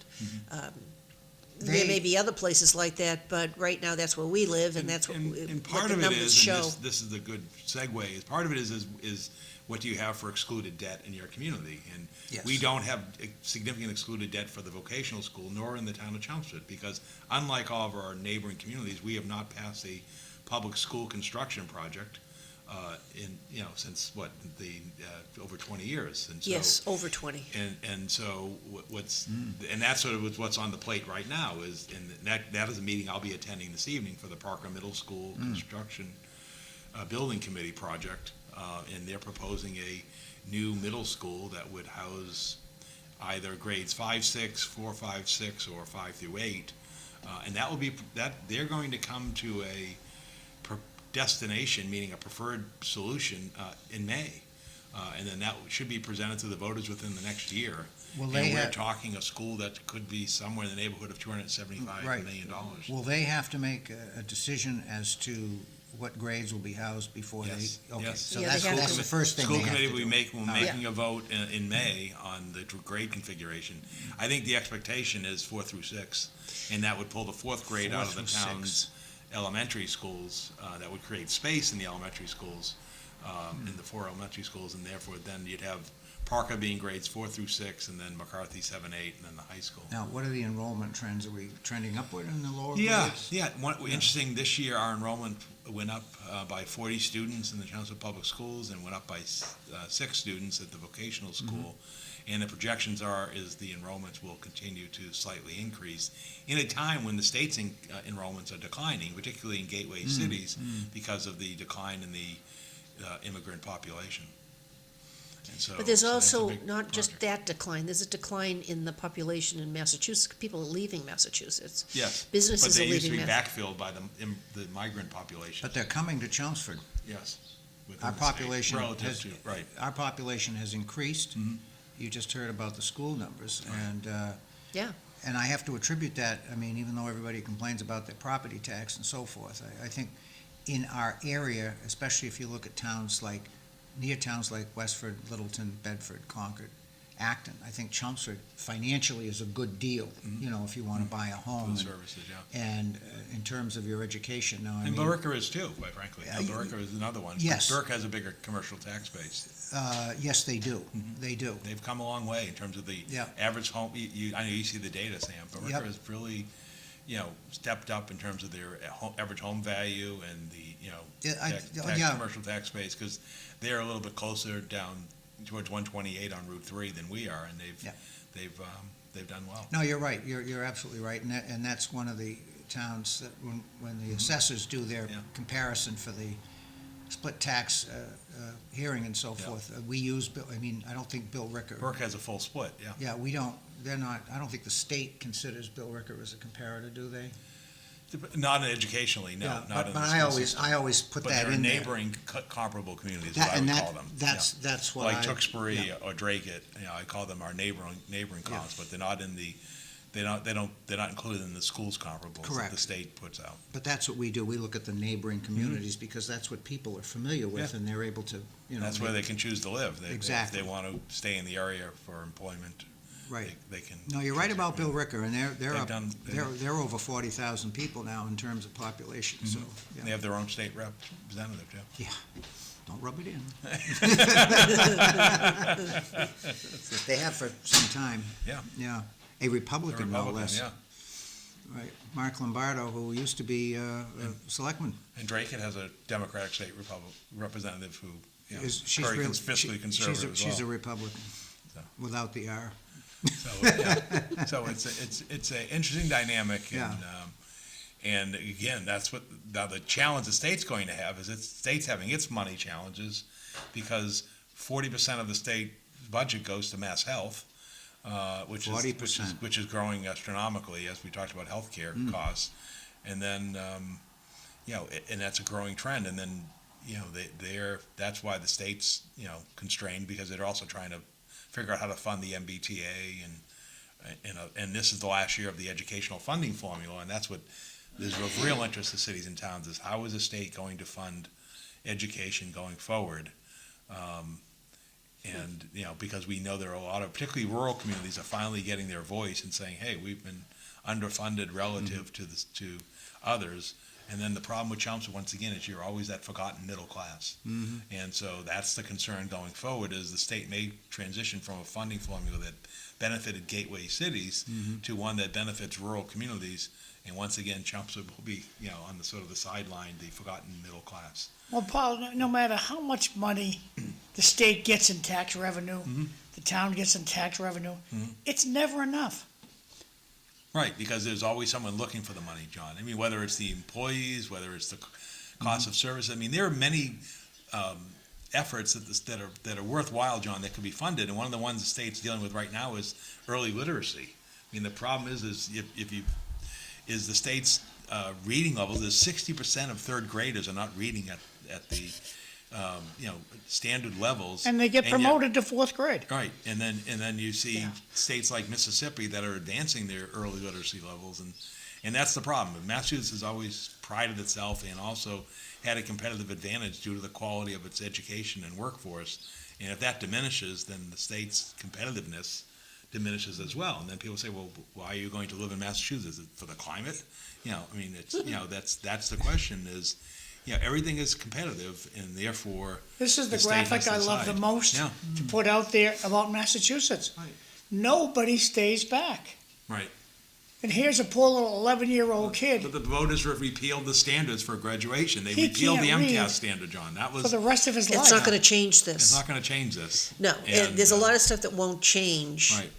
where you're currently going, because Is it all on the schools, though? The No, children it's- can't read? It's no. not all on the schools. No, are they prepared to, prepared to learn when they get to schools? What is their family, exactly, what Right. is their family Family life, yeah. situation? Do the parents support education? Do they Parent. support? One parent. Our parent. Right, but Whatever, okay, but that's, I think. but that's one factor. Yeah. But 1 out of 4 children, Evelyn, have a special education program. Yeah. Yeah. How can that be? How Well, can it be that Because one your out of 4 technology increased, okay? Right. So what happened as far as special education goes, when you take a look back when I went to school, okay? And you had, That's a long time ago. yes, it is. The quill and- But there was special education. There was special education. But they were extreme situations with regard to those students, Well, those children. that was before the 766. That didn't exist when you Right. were in elementary school. I don't recall, because That I, only came in the 70s. because I I didn't remember do when it this was research. passed. Yeah, I was. But I'm saying, right. well, I remember it was passed also, but it didn't Yeah. affect me or my sister, so the, or the immediate friend group we had. But I'm just saying, you had special students and you had special programs for those students. And you had special reading programs for them. Because every school had something slightly different, because you didn't have a Department of Elementary and Secondary Education dictating exactly what everybody, one size fits all, the cookie cutter approach. So now what happens as we move forward in time, you have more problems because there's more students and you have more research done, and then there's more medical research done. And I noticed over at least the past 50 years, because that's how far back I go in education, is that technology, the medical technology, and that has advanced, has been able to identify more students within an autism spectrum. I mean, I said one time, I think we're all on it. It just depends on where you are. And somebody corrected me and said that's not true. And I said, well, give me the data, and I'm still waiting. But Good answer. the point is that if you have issues, then you need to have those addressed in the public school system. One of the things that we had, this is a lot longer conversation that we should have another time, Okay, maybe then with shut it Jay. up. But you have, you really, many things that goes on to the public school system should be on your own personal health insurance. And they haven't been able to do all of that. It comes through schools, the psychologists, the therapists, the whole thing. Some of it is on your home health insurance, but a lot of it was based in the school. So that was a cost that should have gone somewhere else. And then they revised in Massachusetts to go from maximum feasible benefit to free and appropriate education, thinking that we were going to be able to lower some of those costs because you're going to get kids off the issues. I But remember that then you discussion. have other modifications that has to be made specifically for certain students. And the biggest thing here is there's a lot of kids out there that need those services, but the school system doesn't always advocate for them. I have another whole big business. I mean, and we can go down a bunch of rabbit holes with regard to special education. But also that's society, increasing. Society changed too, Evelyn, where more parents now are more advocates in Yes. seeking the services. Yes. For That's true. for children. That's true. And often will bring in legal representation if they don't get those services. Oh, yes. And so Yes, so but the even- society changed, whereas before it was a stigma, Evelyn. Right, When but I was a even kid, parents shuddered at the idea that their kid was going to be removed from the classroom Oh, and absolutely receive right. a special education services. Now they come in and advocate for it. Right, And but one of that's the- I'm one not of the- saying it's right or wrong, but you just got to realize again, society evolves. Do they get a bigger check? Yes, they do. What percentage of why the school? you want it. What 25% of the students are receiving special education services. But what percentage of the budget? It's more Well, than it's more than, 25. well, more than that, yeah. Yeah, Right. exactly. Now, more than 30 years ago, I had a friend who wanted me to advocate for something that was going on in an elementary school. I don't have a degree, I don't have qualifications, but we were looking, she didn't have any money. And so we looked at that, and then I went and I asked questions, and I took notes because she was very good. But, I mean, she wanted to have another set of eyes and ears there. And it was a battle. I mean, it's even a battle with some of my grandchildren to be able to get services and to convince the system that there is an issue and you need to address it. And it's not because the systems are full of evil people who don't want to provide the services, is that Quite the they're contrary. constrained, I think, Yeah. right? I mean, oftentimes, Evelyn, it's the schools are constrained on what they can provide and how they can fund it. Now, the positive part about that is that you have programs within the school so that they don't have to go to out-of-district placements. So the schools are trying to do, if there's a big group, they're doing programs within the town instead of outside of the town. So those numbers And that work takes better. space, that takes space in the schools that. That's in our correct. In our case, our But schools it's- were built in the sixties, does not. But it saved have us a adequate lot of space. money Yeah. as a result of that. You also, they canceled a program, which I thought was unique, and that was in the elementary schools. And let me think how long ago that was. That was at least 30 years ago. You're talking about readiness? Yes. Yep. Because my younger son had a friend was that a good went into program. readiness. Readiness was between kindergarten and first grade. So you had kindergarten, and when John talks about just moving kids along, they would evaluate the kids at the kindergarten level, and if they were not ready for first grade, they went into readiness. So it was like it was like a gray area, but it did make a difference in those students' lives Huge moving forward. difference. Well, But they has got the rid of it. state ever said we're not gonna pay for repeaters? If the state has, said, I won't pay for a repeater, No, No, they haven't said they've that. never said that. No. and how they many never kids did. stayed They back in could. Chelmsford last year? I'll bet you the answer is 0. I don't know, we can ask Jay that. But, And he'll say, I'll get back to you on that. yeah, well, that's, You know, There- it's funny because when I was in elementary school, it was very common. The kids stayed back and some kids leapfrogged. I remember one kid when yeah, I they don't was let you go forward either. No, well, when I was in the 3rd grade, I can remember the first 3 or 4 weeks of school, the first grade teacher walked through the door and she said, "Here's Johnny, he's too smart for us, take over." She didn't bring him into the 2nd grade, she brought him into the 3rd grade. I mean, the kid was like a Sheldon Cooper, okay? Yeah. And I don't remember too much more about it, except I can, even as a 3rd grader, I thought, this can't be right. I mean, Right. you know, because from a social standpoint, he Right. wasn't ready for that, That's the challenge. okay? But they there's don't another do that. issue in They don't do that education, which anymore. we should probably bring Yeah. up with Jay rather than here, is that you have children that are bored with the grade level that they're in, and the system doesn't address the boredom. Because personally, that was my issue. I had a child like that also. You get bored, and then you get lazy, because you can do everything so fast. Right. Now you have all this other time. What are you going to do with it? And then they would refuse to segregate the children by abilities, because that would be discriminatory, and then it became everybody getting the same curriculum. Well, which- they got it. That became a They got problem. into the heterogeneous Right, grouping, exactly. but when my kids went through, it was homogeneous. So Right. you had Right. the above average as a In a different group. section, yeah. Yes, and then you had below, and they rotated the teachers. When you say they, Evelyn, do you mean the school administration? Well, I think Yes. it's- But driven by state Chelmsford. but driven They by don't state do that. regulation. They don't Yes, do that anymore. but they don't do that anymore. Right. So you could you have within a classroom, you have students that may have special needs Right. of some sort, and then you go into the kids that are advanced. Now, it's up to the teacher to be able to keep the advanced interested and to make sure that the needs are met, unless they have Right, which is an assistant of those that are at the other end of that spectrum. And oftentimes, everybody fails. because- Everybody fails. Yeah. Right, Because especially you're at the just beginning Sort of of the like year. socialism. Yeah. I mean, one of my grandchildren, this is when they were in elementary school, they're now in the high school level, are gone, out of the system, graduating, that is. My daughter-in-law called and she says, is there anything, this is when I was on the school committee, is there anything you can do?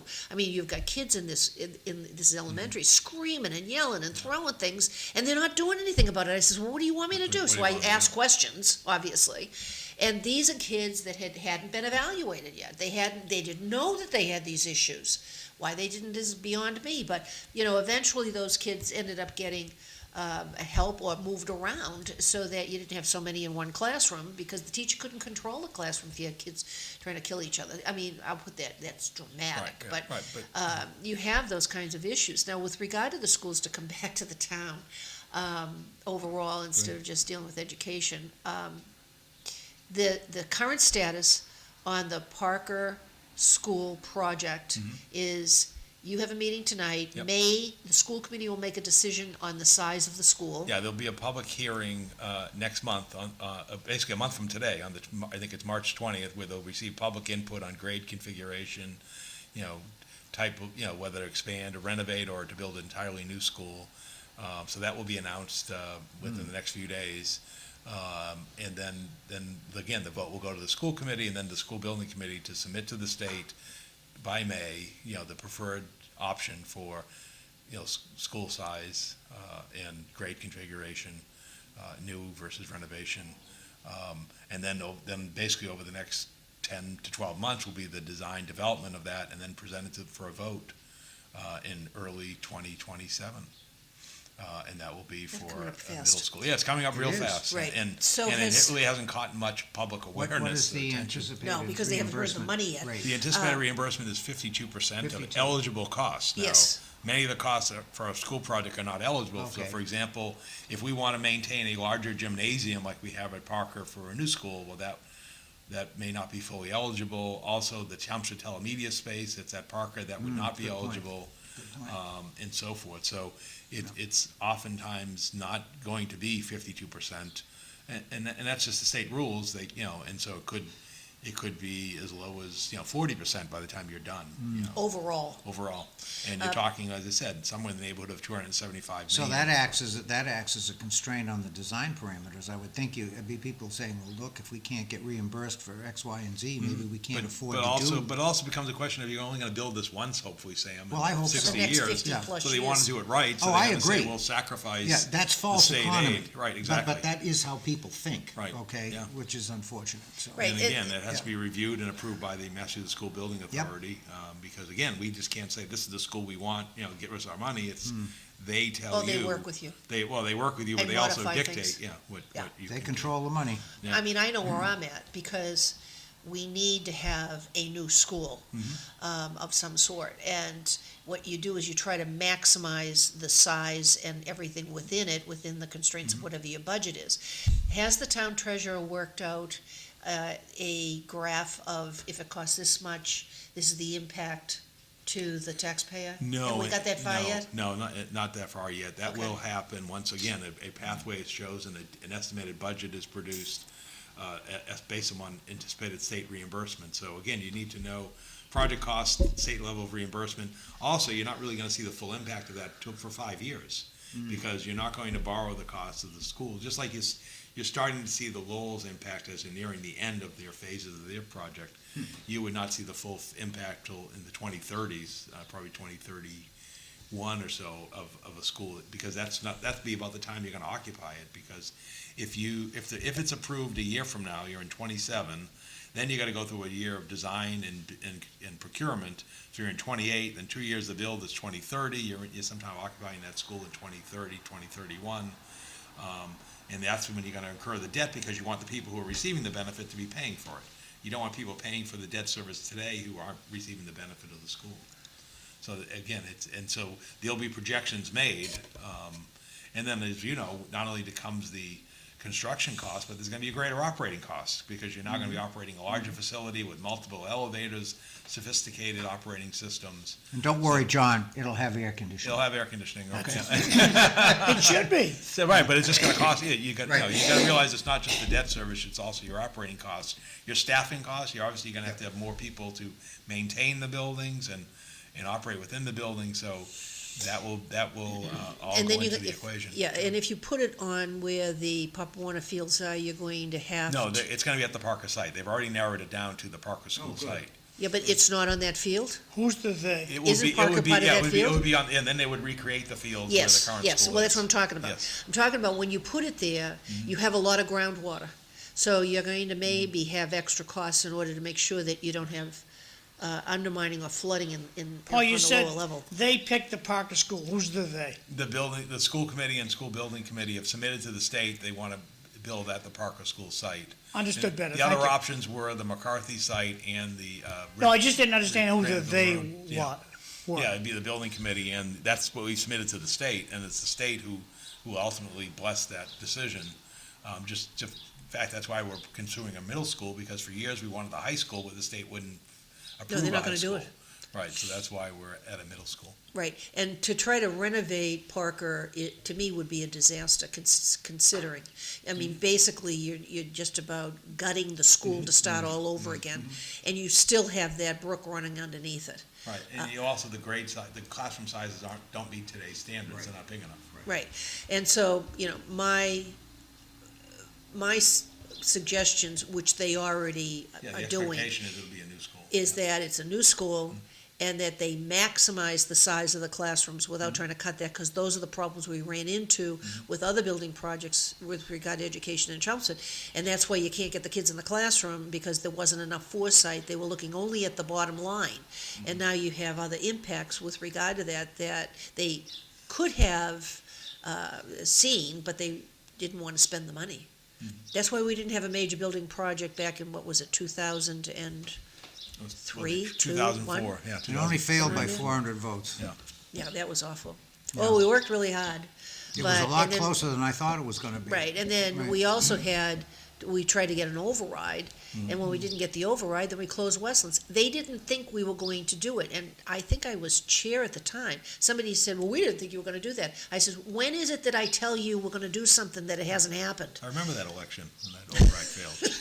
Remember that election, Sam? Oh, certainly. Probably the best thing that ever happened to me. Yeah, Sam was running for reelection and told people this is the way it In support of the is. override, he took a And this is position. why. I told took a people, position. I told told the people the truth. truth, and I was Yeah. rewarded by, By losing. and if I had to do it again, I'd do the same thing. You have to have a certain amount of integrity with regard to all of these things. And your So- opponent's on the Concord Finance Committee currently, yeah. It's unbelievable. The Town of Concord Finance Committee. Yeah, like they don't have anything to do. Yeah, which, believe it or not, they have 15 people on their finance. Can you imagine trying to run any committee with 15 people? It must be a lot of subcommittees. It's must I be how hope they would so. do it, Yeah, Well, yeah. Oh, you got 11-person city council. yeah, the that's true. thing when you have that many people on a committee, you have people that don't do anything that can sit on that Oh, committee because you have everybody else who's gonna step up to the plate. Now, with absolutely that right. being stated, Absolutely we'll right. move on to the next building project and we can talk Fire about the station. fire stations, Oh, because we boy. have to. Yeah, it's going out to bid next month. Yeah. The advertisement is gonna appear in the paper in I think next week, and then, you'll get your filed sub bids and then your general contractor bids, so by the end of March, the contract will be awarded, they'll close the two stations, one at Roberts Field and one on Acton Road in South Chelmsford. Right now, the 90% construction drawing cost estimates, 2 independent estimates indicate we're within budget. Great. So there's no value engineering, no changes to the project. I love It's that roughly term. a $26 million project. Again, construction would begin this spring and be completed by fall of 2027. So we go through one winter, basically the winter of 26, 27, with the 2 stations out of service, and then by fall of 27, the 2 stations will be reopened. In the meantime, the firefighter personnel and apparatus will be assigned to the center station and to North Chelmsford, so that. And they'll be able to accommodate They'll that? be able to accommodate, yeah. That's good. So that's the plan, and again, we should have bids opened and a contract awarded just over a month from now. So in the, Very ambitious. in the tax base, Mhm. when we tried to do the 112, 115, whatever the number was, yeah. way back, $1 million. Yep. The sewer debt was decreasing, and this would Yep. replace it. In terms of the fire station, is there anything that, in that debt schedule, is being decreased enough that this will replace it? No, because the sewer debt, property tax included debt is essentially gone. Yep. It's been paid off. Well, In I didn't fact, the mean that entire- No, but specifically. that was the one that was declining, and that will. Okay, so there's and nothing else that there's we have nothing out else. there? No, nothing Okay. of significance. And there won't be anything for the schools? No, Okay. no, so you're looking I used at, to love that argument. Bernie would say, well, it isn't really, Replacing debts, he'd yeah. say, it really isn't costing you anything. That's the way he used yeah, to you're say. replacing, you're And I'd replacing say, expiring debt with new debt, yeah. you know, they talk about George Bush and his voodoo economics, Yeah, and I thought, well, that's interesting. Well, Yeah. you're replacing one debt with another. Yes, yeah. exactly. And you still are paying Yes, you regardless of are. whatever it is. Yes, And you that's are. reality. I didn't like what he was saying either, but No. we made sure that people. Sounded good. Yeah, well, we tried to make sure that people understood exactly Yeah. what was going on. And then later, people questioned different things, and it was like, well, we told you the way it was, and this is what was gonna happen. No good deed goes unpunished. Hey, not everybody out there is doing that, that's for sure, especially today, at least before, when we were on different committees. I think there was a lot more integrity and honesty with regard to elected officials. I don't think it's always that way now, so It that's my just statement. it does seem that you're getting more people coming in that seem to have specific agendas and objectives, and they may. They tell what I call half-truths, like, you're gonna get a rebate on your gas and electric bill, but, we didn't tell you that it's gonna be deferred until you're gonna get assessed later in the year. It's not a And so you rebate. see that from the governor's level, you see that from the national level, and it does bleed into the local level Yeah, where, and the sad again, part, they don't lie necessarily, they just don't tell you the rest of the story, they as tell Paul you Harvey would say. they tell you the half-truth to Right. cover up the fact that their initial program or ideology is failed, okay? Right. And that's, in my opinion, I mean, I think the energy, we're getting off the subject here, but, you brought it up, I'm gonna talk about it. The whole energy question is just, it's appalling, what we're doing here in this state. It's appalling, okay? And a lot of it's, And and we most of are it's not- political. We're not dealing with reality, which is, anybody who's worked in the corporate sector and has been involved in purchasing and vendor sourcing, the first rule is you do not single source. Mhm. You don't do that. We need coal, oil, natural gas, All the above. nuclear, Right, all the wind, above. and solar. Well, it's We need called, them don't put all your all. eggs in one Okay, basket in Exactly. case you trip. budget in here tomorrow, Need them City all. Life. Yeah. Cliff Krieger's gonna be the host, Eileen Del Rossi's gonna be here, Good for her. Jose Sorrentes and Melanie Gilbert's gonna be here. That's tomorrow, City Life. Time is short, Ev. Okay. Didn't mean to get off the subject, but Well, we do have you know that's a 3 sore minutes. subject with me. The whole energy thing is just, it's disgraceful what they're doing. And then they blame You everybody else. forgot about wood. Yeah, some people do heat, I do, actually, I And know pellets. I know a couple of people whose primary heating source Linda is Bound does wood. wood pellets. Yeah. Yep. Well, my youngest son, because the propane is so expensive in New Hampshire, he's heating with wood. I fully expect Oh, yeah. his truck to show up. Does he cut his own wood? He's chopping it by hand. Are we calling him Paul Bunking yet? He's splitting it by hand. But is it his own Yes, it's trees? on his Okay, property. so it's his property, okay. Well, one of the things that's interesting, I don't know if Chelmsford ever does this.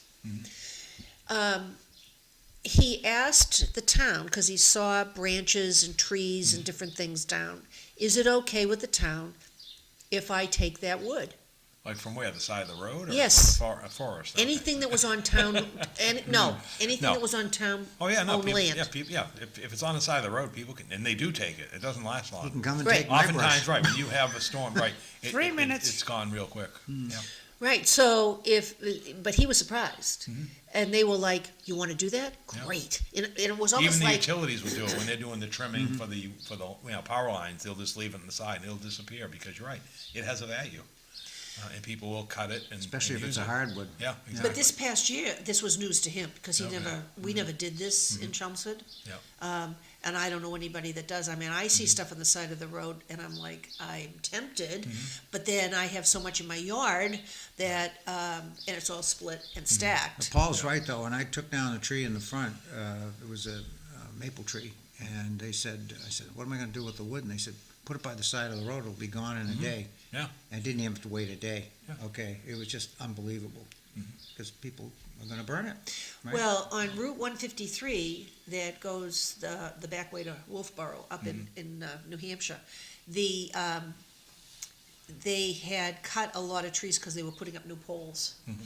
And trying to get it back away from everything, because it's all lines, it's above ground. That went, and some of those trees were 2 or 3 feet thick that they took down. I couldn't manage it, obviously, and neither could Glenn. So we didn't have anything to do with that. But when we've had 3 lightning strikes on our property, so we didn't have any problem with wood. And then we keep having ice storms, and so we have all of that.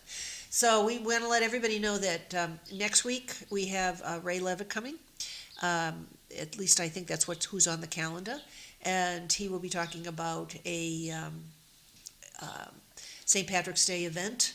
And there's a couple of other things that will PR at that point that's local. And we want to thank Paul very much for coming today and giving us all kinds of information. Very informative as always. Oh, yeah, and never a problem with answering a question. Nope. You're a wealth of knowledge. You speak very well. And thank you, Sam, for coming today. You're welcome. We hope that we see you more often. Me And too. John. And those Everyone, people. thank you for the quiche. Yep. Say goodbye, everybody. We're leaving. All right, All goodbye. right, have a great day, everybody. See you tomorrow. Take care. Bye.